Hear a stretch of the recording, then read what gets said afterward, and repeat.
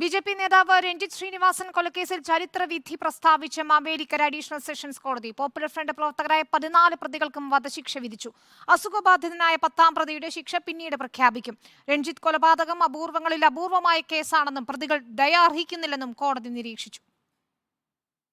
രഞ്ജിത്ത് ശ്രീനിവാസൻ കേസിലെ 15 പ്രതികൾക്കും ഒരേപോലെ കുറ്റകൃത്യത്തിൽ പങ്കുണ്ടെന്ന് കണ്ടെത്തിയ കോടതി അത്യപൂർവമായ കൊലപാതകമാണ് നടന്നതെന്നും കേസിലെ ദൃക്സാക്ഷികളായ രഞ്ജിത്തിന്റെ അമ്മയ്ക്കും ഭാര്യയ്ക്കും മക്കൾക്കും കടുത്ത മാനസികാഘാതമാണ് നേരിട്ടതെന്നും നിരീക്ഷിച്ചു. കരുതിക്കൂട്ടി നിഷ്ഠൂരമായ കൊലപാതകം നടത്തിയ പ്രതികൾ ദയ അർഹിക്കുന്നില്ലെന്ന് വിലയിരുത്തിയാണ് ജഡ്ജി വി.ജി. ശ്രീദേവി ഇന്ന് ഹാജരായ 14 പ്രതികൾക്കും പരമാവധി ശിക്ഷ വിധിച്ചത്.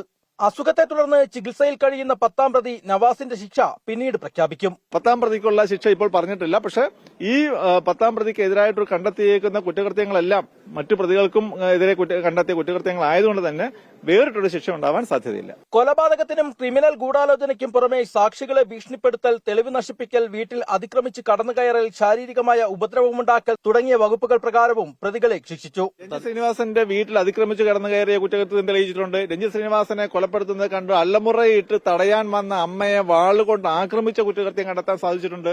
ഭാര്യയെ പിടിച്ചു മാറ്റി ഉപദ്രവിക്കാൻ ശ്രമിച്ചതിന്റെ തെളിഞ്ഞിട്ടുണ്ട്. അതേപോലെ തന്നെ ആയുധങ്ങൾ, തെളിവുകൾ നശിപ്പിക്കാൻ പ്രതികൾ ശ്രമിച്ചത് കോടതി കണ്ടെത്തിയിട്ടുണ്ട്. വിവിധ കാലയളവുകളിൽ തടവ് ശിക്ഷ വിധിക്കപ്പെട്ട പ്രതികൾ ശിക്ഷ ഒന്നിച്ച് അനുഭവിച്ചാൽ മതിയെന്നും കോടതി വ്യക്തമാക്കി.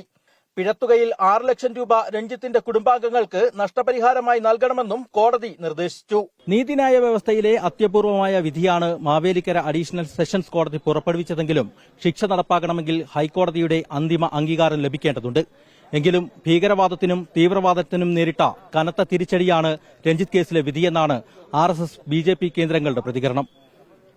റിപ്പോർട്ടർ TP പ്രശാന്തിനും വീഡിയോ ജേർണലിസ്റ്റുമാരായ H. സജിത് കുമാറിനും രഞ്ജിത്ത് കളത്തിപ്പടിക്കുമൊപ്പം reporter Levin K. Vijayan, in reporter, Mavelikkara.